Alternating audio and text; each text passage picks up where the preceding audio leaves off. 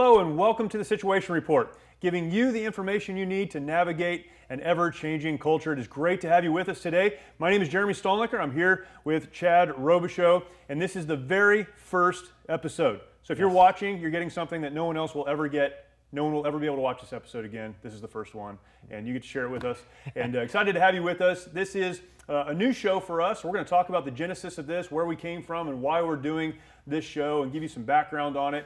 And really, this is an exciting time. The world is an exciting place. It's an often very confusing place. And we've come through a process individually, collectively, organizationally, and again, we'll give you our background, where we feel like this is exactly what's needed right now. And I'm glad you could be with us and glad you could follow along. Chad, let's talk about this show. And today really is an opportunity for us to give some background. Why are we doing this? That's the big question. In a world where there are 1,000 shows, right, and lots of conversations happening. A lot of them, yeah. And there's always information being pushed on us. Why did we feel like it was time to have another show? Why is the Situation Report important? Yeah, well, I believe there's just so much political noise out there with all the mainstream media, and everyone seems to be politically agendaed or have some sort of agenda in order to sway their audience, that no one's talking about real news, real cultural issues, real life issues, and how how to bring that into context of their own life and make decisions in order to be able to navigate life. Right. It seems like so much of the news that we receive it's business motivated. There's a business model that's pushing for more clicks, more likes, ultimately for more money, manipulating people. Meanwhile, there are real people making real decisions whose lives are really affected by what's happening, what they're hearing, and what they're understanding. Yeah, and they need some real answers. And so that's what I hope to bring from this show. Again, as we talk about the genesis of the show and where we came from, you and I, and why we're here today, through our lives, we've learned lessons ourselves. We've been able to share those lessons with other people. Both of us doing military nonprofit work, we've been able to really speak in the lives of military folks. And taking those answers that we've been able to provide, those cultural contexts that we've been able to offer, and bring it to a broader audience. And that's what the Situation Report is really about. And today will be you and I interviewing each other. Yes. Talking about the show. Yes. Which is super exciting. Our wives won't be watching. Our kids will not be watching this show. They're not interested in our lives, but hopefully other people are. But as we go forward, we're going to have guests, and the purpose of the guests that we'll have on the show, again, are not to push a particular agenda. We have opinions. Everyone has opinions. Sure. Everyone has a background. Everyone falls somewhere on the left-right scale. Yeah, I have a few opinions. Right, a few. I have a lot. They'll come out sometimes. They will come out. But that's not our goal with this show. Right. Our goal is to have guests on the show that can help us break down, navigate, and understand some of these issues that we're dealing with, and really help us to get beneath the headlines. And understand what's actually happening. Yeah, I would love to see an audience, the Situation Report's audience, be people who agree with me, but also people who equally disagree with me, and on some of my opinions. And I mean, because we should be able to have real conversations to navigate through the things that we're facing in this world right now. We're facing a lot of things in this world, and unfortunately, the world has really turned to political figures on both sides of the aisle for answers, whether directly through political platforms or through the media. Right. And there's better places to get life advice from than politicians. Do you ever feel like no one actually knows what's going on? Yes. Because that's how I feel most of the time. I watch the news or listen to the news or read the news, and nobody has any idea what's happening. No. And what I want is information, and I want to be able to make decisions on my own. Yeah. That's what I want for myself and my family. And hopefully this show will be that. So with all that in mind, and hopefully you're compelled to at least stick with us for a few minutes and catch some other episodes as they come out. The big question you should be asking yourself is, who are these guys and why in the world would I listen to them? And that is a great question, and one that hopefully we'll answer. I mentioned we'll have guests on today. The guests are us. Yes. We'll interview each other. So give us your background, Chad. We both work for the same organization. We'll get there, but talk about where you came from, and ultimately, as we discuss these cultural issues and try to unpack a lot of this, why should people listen to us, and why is our opinion any more valid than anyone else's? Which, kind of spoiler alert, it's not. Yes. We're just working to break this down so we can all come to some conclusions. Together, but why should people listen to us? So tell us your story. You got an amazing story that leads us to this point. So start from the beginning, not the very beginning. But maybe a little bit after that. Well, First of all, I'll say I never would have imagined or had any ambitions of ended up here as a host for a talk show. So I'm just as interested to get out of it what everyone else should be, and that's to bring some answers to life. And I do have a very diverse background from being both a local and federal law enforcement officer. Being in special operations in the military with 8 deployments to Afghanistan. I was a professional MMA fighter. Written some books. We've written some books together. And we lead the Mighty Oaks Foundation together, serving America's military warriors and their families, as well as first responders. So lots of diversity in my life. Probably one of the things I think foundationally in my life that I like to talk about is a 3-generation Marine Corps family. So my father was a Marine, a combat veteran who served as infantryman in Vietnam. I served as a force reconnaissance Marine in Afghanistan. And my son Hunter, who you know very well, just came home from Afghanistan as his first combat deployment as a Marine. So very proud of that, that military history. Also had, previous to my father, non-Marine Corps, but World War II and World War I veterans in my family. And so the military is a big part of my life. After I came home from my last deployment from Afghanistan, I suffered some of the same things many of our military warriors that we serve at Mighty Oaks suffer with. I was diagnosed with PTSD. I faced a near divorce in my family, and a real battle with taking my own life and becoming one of those suicide statistics of those 22 veterans a day that take their lives. In addition to that, rediscovering purpose moving forward was a big struggle for me. And there's a lot of things that really played a role in getting me on the other side of that. I'd say probably the biggest thing was the restoration of my faith through the mentorship of a local man at a church that my wife was going to while we were separated. A man named Steve Toth, who also you know very well. And on the other side of that, coming out of the fog, when I was in those dark moments, I thought I was the only one that could be dealing with the things I was dealing with, but I realized that I wasn't. There was 22 veterans a day taking their life. There was 80% of our combat veterans divorcing their families. There were people looking for purpose moving forward from the military, that so many people were being diagnosed with PTSD, just as I was, and suffering with anxiety, depression, and panic attacks, and again, that purposelessness moving forward. And so I felt this overwhelming burden to share what I discovered with others.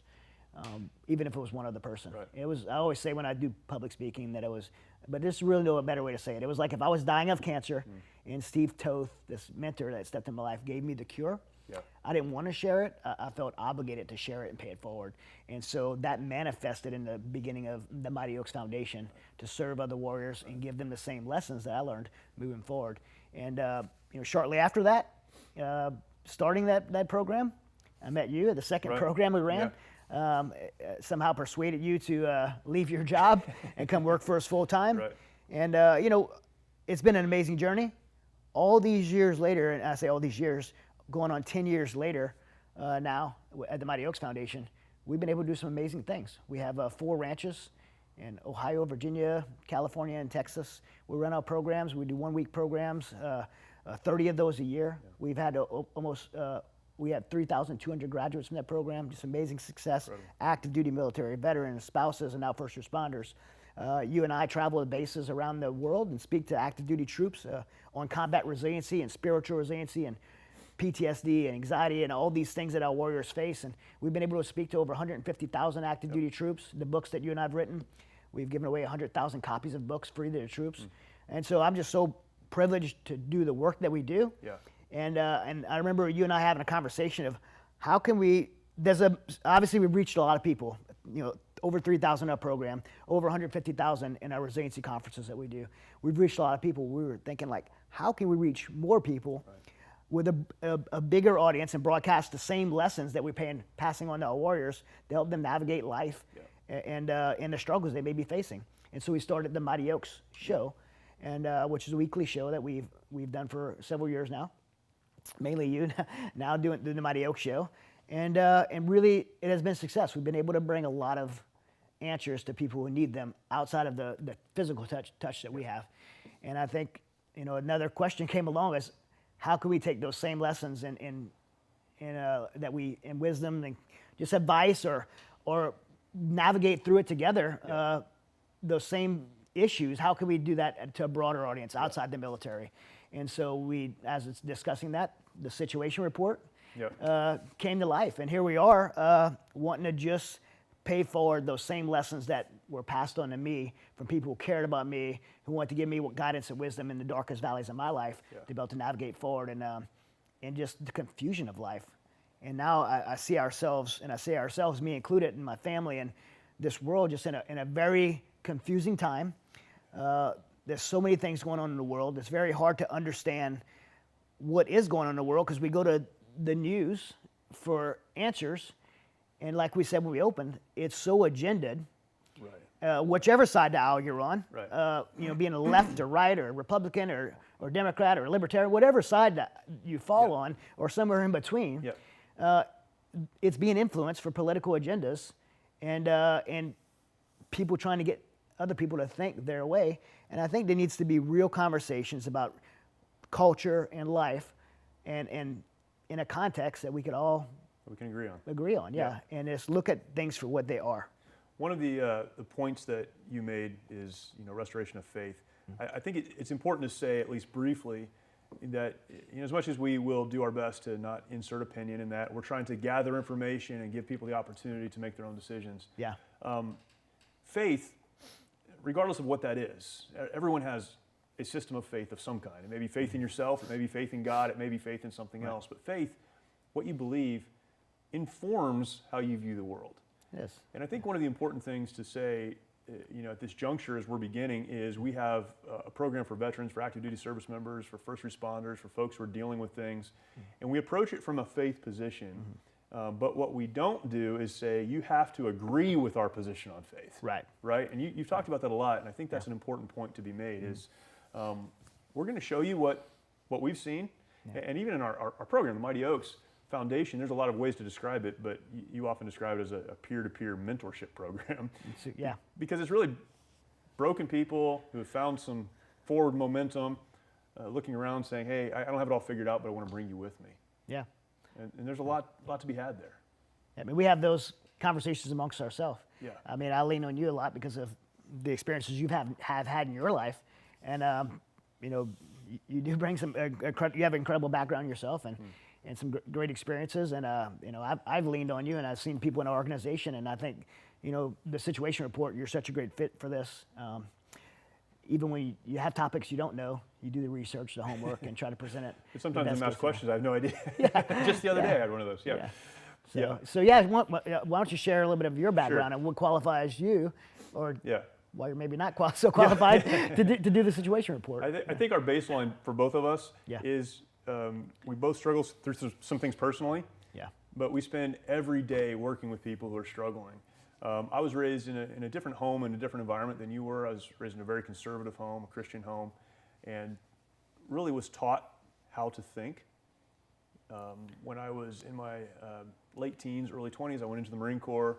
I served as an infantry platoon commander with 1st Battalion, 5th Marines, based, we're recording here in Oceanside, and based right here in Oceanside at Camp Pendleton, and had the privilege of serving not only with that unit, but going to Iraq in 2003 as part of the initial invasion into Iraq, and that was my military career. But I took with me into that my upbringing, my background, the very black and white view of the world. There's a right way, there's a wrong way. This is the right way, and if you believe something else, that's the wrong way, right? But along the way, I've met a lot of people and understood that the world is extremely diverse and that opinions are extremely diverse, and that there are a lot of people that disagree with maybe my positions on things that are wonderful people and have a lot to say. And my view of the world, I think, began to change. Again, informed by my faith, and it still is, but changed or maybe broadened a little bit. Yeah. Left the Marine Corps, started working on a church staff, and left the Marine Corps. A month later, I was serving on a church staff, and I was a train wreck. So trying to help people, I couldn't even help myself. It took me a while to get back on track, and thankfully I was able to do that and pastored a church for a while. And I remember being invited to that program that you mentioned. We were in Colorado. Yes. You were starting the Mighty Oaks Foundation, having a hard time getting people to attend. And so you reached out to some guys that I know and said, bring some of the old guys from your platoon up here. And that's how we connected. And I'd like to tell the story of how I decided it was important to be involved in this. Sitting around a fire in Colorado with some of those guys, I was always so proud of my service and proud of what I had been a part of and bringing young Marines home from combat. But 10 years later, having a conversation with those guys and realizing many of those Marines that came home had taken their lives. Some had been killed later on in combat and follow-on, kind of operations. And where I felt like I had taken care of them, in a sense, I had walked away from them because I didn't help them beyond the military.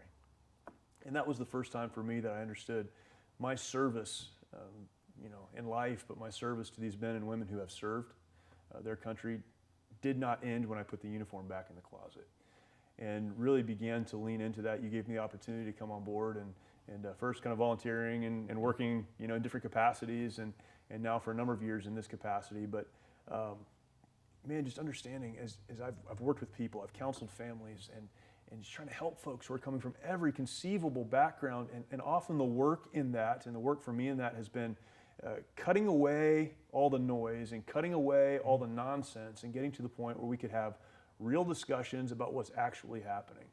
And as we come into this environment and the situation report, I think it's exactly that. This is an opportunity for us to hopefully cut away some of the noise, get some experts in here, some actual experts in here to speak to some of these issues. We're going to talk about really culturally, we would say, sensitive issues, some hard topics. Yeah. And I think we should, because someone needs to. It's not about right or wrong, it's about understanding what's actually going on. And you and I approach this from a little bit of a different position, but really our path is the same. Let's get to the truth and let's figure that out. Yeah, I know as I watch the news, there's issues that I care about in the world. And obviously, one of the big things that you and I both talk about is veteran suicide. Yeah. A lot. But the truth is, outside of just the veteran community, we have a suicide epidemic in our culture and country. Right, that's right. We're at the highest suicide rate ever in our country. And it can't even get a time slot on any major news station. Right.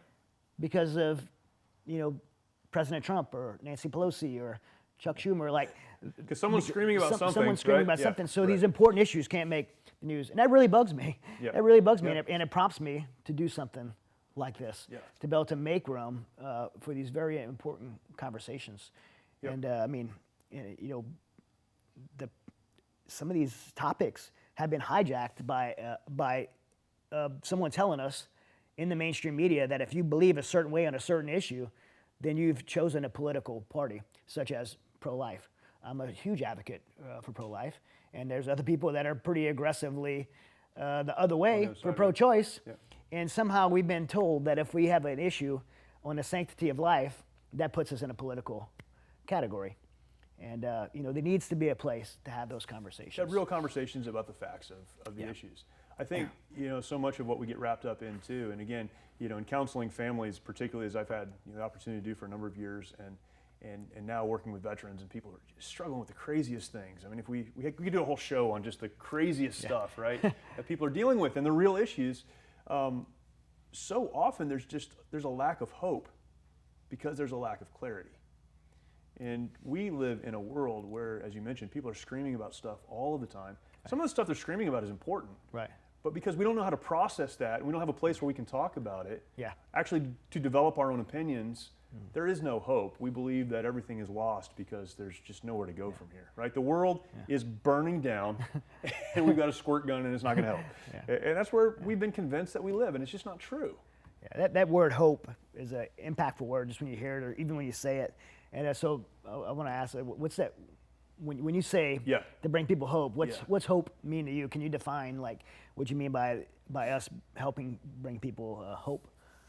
I think that hope is the realization, and I'm going to get really animated here, so sorry guys. Hope is the realization that although I stand here, right, and I've got a circle of life around me, and in my circle of life, I see my kids and I see my financial stuff that I'm dealing with and career and then the political noise that we were just talking about, all that's in my circle. When I focus exclusively on that, I lose hope because I'm convinced that the only thing that exists is what's in that circle. And this is where a lot of people live. When we have veterans come to our program or folks who are currently serving, they're dealing with this stuff and they're hopeless because they believe that the situation they find themselves in right now, that's all there is. They can't see beyond their circumstances. They can't see beyond the circle. To me, hope is acknowledging that you're in that circle, but being able to look up and see that there's something outside of the circle. Yeah. And when we talk about hope culturally, with any of these issues, I believe that we have been convinced that the only thing going on right now is what's happening in this circle, and whoever's speaking gets to tell us what's happening in this circle, and that we can't look beyond that. And to me, hope is elevating our view, not saying everything's okay, not pretending like everything's fine, but acknowledging that there's stuff happening here, but we can go over there too. It's going to be okay. Let's all take a deep breath and understand that people that disagree with me aren't the enemy, not all of them. People that see the world different than me, they're not the enemy. Yeah. It's going to be okay. We're going to be fine. So we're casting hope. Right. Doing our best. And who, to elevate a view, right? To hope, yes. To who? Like who's the audience? I think it's important. Like who we're talking to right now, who we're trying to reach. I hope that everyone's listening now stays with us. Right. Because we get, I'm so excited about some of the shows we're going to have, some of the guests we're going to have, some of the issues we're going to talk about. Yes. But who is it that we would expect to see in this? Yeah, that's a great question. I'll give you my thought on that, and then you can give me yours. Yeah. But I hope, speaking of hope, that the audience is comprised of or will grow into people that, as you mentioned in the beginning, may already agree with us. If we were to have a private conversation over coffee, we'd be able to say stuff, and they'd say, "I agree with that. That's right," and we'd be mad about the same stuff. I hope that those people come along, but honestly, the partisanship of all of that is something I'm just not super interested in. No. My desire would be that our audience would be comprised of people that see some things the way we see them personally, disagree with us in other ways, but value the guests that we have and the perspective that we bring enough that even though they may fall to one side or the other of that, they find value in it for their own life and for the conversations they're having in their life. Yeah, so when we look at the video on our YouTube channel, right, we don't just see the thumbs up or thumbs down. Right. We'll see some comments, some agreements, some disagreements, some good questions that'll push us to the next, to do some searching ourselves. Our marketing director, Michael, he's here, and we started a show a few weeks ago. It's just a recap of the weekly news. Yeah. And I've had fun doing it. And it's just a real quick thing. But I was laughing the other day. We were talking about this. It's on YouTube, and so we get the craziest comments, like people who are mad about what I said, people who love what I said. There's thumbs up and thumbs down. I was laughing, not because I take any of it personally, because I don't, but because I hope that will be our audience. That it'll be people who are like, what you said is stupid, I hate you, but I'm gonna watch next week. People who love it, but ultimately people who will come along and grow in it so that we have a place where we can just figure stuff out together. That's my desire. And I would imagine yours as well. Yes, it is. We've talked about this a lot, but as we come into this, it's again our desire not to have a place where we tell others what to think, but to just provide the information and navigate an ever-changing culture. That's what we said. That's it. Our opinion's going to slip in once in a while, but more than that, I like to view this from the position of my kids may watch this show someday. And they're growing and they're forming their own opinions. You have young adult children. Yes. I have 2 young adult children and then 2 young children. And I want to view this through their lens, not me telling them what to think, but them receiving the information and being able to come to their own conclusion. And I really hope that people will come to that point with this show. So what's some things that we can look forward to? Some topics, any guest that we should talk about? I know any that you're excited. I have a few that I'm excited about. I'm excited about the next couple of guests that we have, and we could talk about those. And then, we're even lining some things up for the next couple of months. We'll do a road trip, and we've got some really well-known guests that hopefully can speak into some of these issues as well. But more than guests, we want to talk about things that folks have a hard time with. Sexuality is one of the things we want to talk about. Yeah. How do we come to real conclusions about some of this stuff? And man, we have demonized people who don't see particularly that topic the way that we do. And that's not right. Right. We need to understand, some of these issues from their perspective. We have a guest coming on, going to speak about, alternative, medicine treatments for things like post-traumatic stress. Dr. Shea, which you've had, some interaction with. Yeah. Great man. There's some great technologies that are being advanced for some of the issues that we've been dealing with. We've got some friends in the news media. Alex Salvi. Alex Salvi. We've been at his show. Now we'll get him on ours. One American News. He, regardless of what you think about One American News, don't form an opinion until you've watched Alex Salvi's show. He's one of the best. Super sharp guy. One of the best interviewers I've ever encountered. Yeah. I love being on his show. And we asked him to come on and talk about the news and the polarization of the news and why that is. So and why no one could trust why no one the news. no one trusts the news. No one trusts any news. Why right? we're doing this show? Yeah, no one trusts any news. So we have the opportunity to talk about that and a lot of other stuff. Excited about it. And hopefully as people watch, they will tell us what they want to hear and what they want to talk about. And on this round table that we have, nothing's off the table. That's right. Yeah. We'll talk about it and excited about it.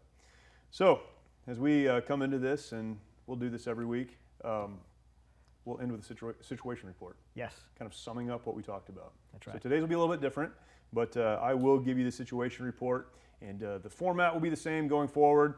The topic will be a little bit different, but here is your situation report for today. Here are your big takeaways from the conversation that we had today, and we have a couple. Here's the question: what is the show? The show, hopefully, as we go forward, will be an opportunity for you to receive information on cultural issues, some sensitive, some not so much, but take that information and make your own decisions. We're excited about the opportunity to share that with you. The question then is, why are we doing this? We have a political and cultural landscape that in a lot of ways is not conducive to free thought. It's not conducive to people coming to their own conclusions.